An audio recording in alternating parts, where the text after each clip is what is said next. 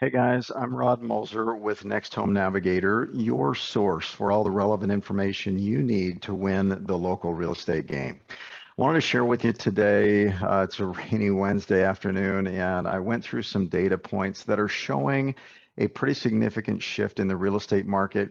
And if you're considering buying or selling a home in the near future, this is information that you're going to want to take a look at. So there's three pieces of information that I wanted to share with you.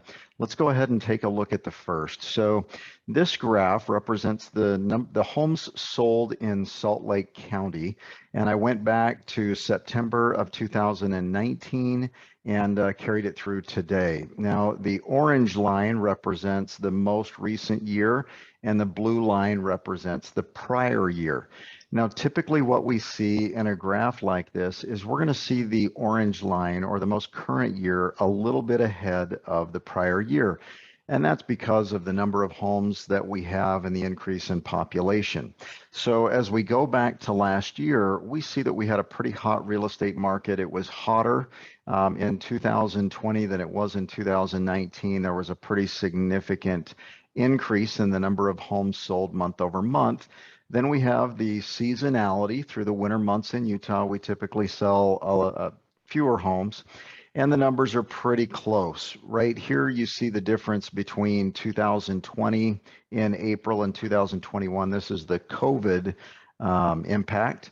And then we come back. This is where I wanted to share with you the change in the real estate market. So for the first time in a long time, we're actually selling fewer homes in Salt Lake County in 2021 than we were in 2020. So the numbers were pretty close in June, but in July, we saw a significant difference. We sold 500 fewer homes in 2021 than we did in 2020.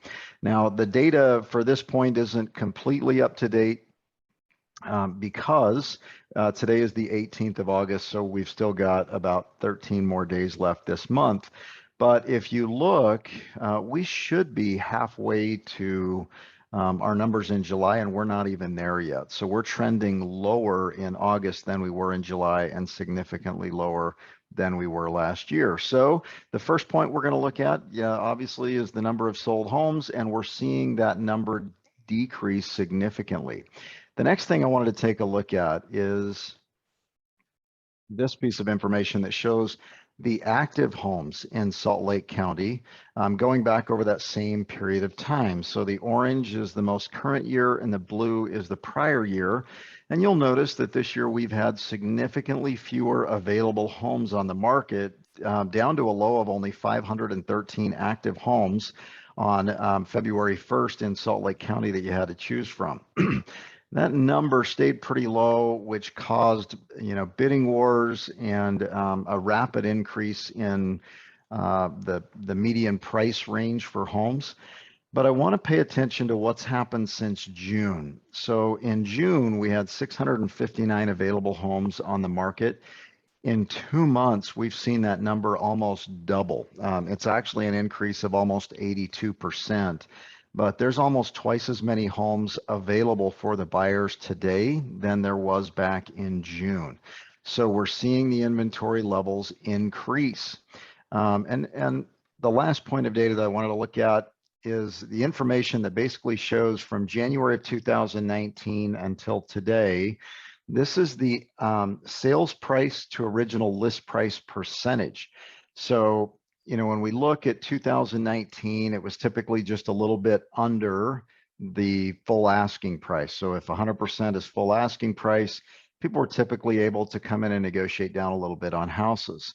And then starting in 2020, we were pretty close to 100% basically asking price. There was a little bit of a dip due to COVID back in May of 2020. But recently, and through the end of last year and most of this year, we've been seeing bidding wars on almost every property. This is a median sales price to list price percentage. We got up to about 105%. So the median sales price to list price was bidding war up. But you're seeing a pretty sharp decline in this. And one other thing to keep in mind. This is actually a lag measure. So the homes that closed in August went under contract in July. And so these numbers are reflecting the prior month. So what my expectation is that as we see the numbers come in September that are reflecting the August real estate market, that we're going to see that really close to 100% again, pretty close to asking price. But things are shifting in favor of the buyers. The inventory levels are going up. The available homes to look at are going up, and because of that, we're not seeing quite as much pressure. Multiple offers are becoming more and more rare, and you're starting to see some price decreases. You're starting to see people reduce the prices of their home when they're trying to sell them to attract the buyers. So anyways, really great news. If you're thinking about buying a home, things are shifting in your favor. If you're thinking about selling a home, you may want to consider making that decision sooner rather than later if you're interested in maximizing your sales price. One more piece of information that I thought I would share. This was interesting to me. When we look at, and let me see if I can, well, I got this information from the multiple listing service data, and the median home price from August of 2020, the median price per square foot was $179.25. Today, the median price per square foot is $232.71. Our average home size, the median home size in Salt Lake County is about 2,123 square feet as of right now. So when I take the difference between August 2021 and August 2020 and a median price per square foot, and I multiply it by the average size home, homeowners have experienced an increase in value of $113,495. So home prices, the median home price has gone up about $114,000 from August of 2020 to August of 2021. Anyways, that's some great information about the real estate market. Hopefully you've been a homeowner during that time. There were a lot of people that were so frustrated with the bidding wars and with the market that they didn't necessarily want to jump in and play that game. But those that did and were successful have seen a significant increase in their net worth. Now, the other thing I will share with you really quick, there are three ways that you increase your net worth when you own a property, right? First, you have principal reduction.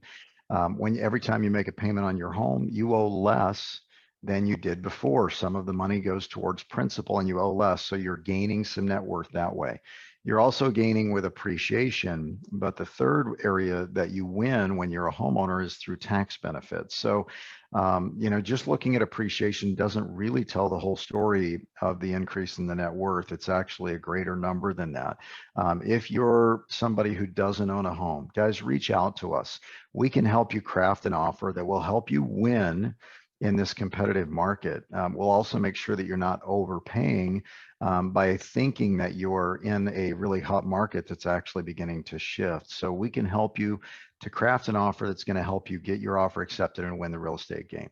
If you're selling, more now than ever before, who you work with matters. Does the agent that you're working with have a strategy to help you maximize your sales price and to help you sell your home in an efficient manner in a market that's rapidly changing?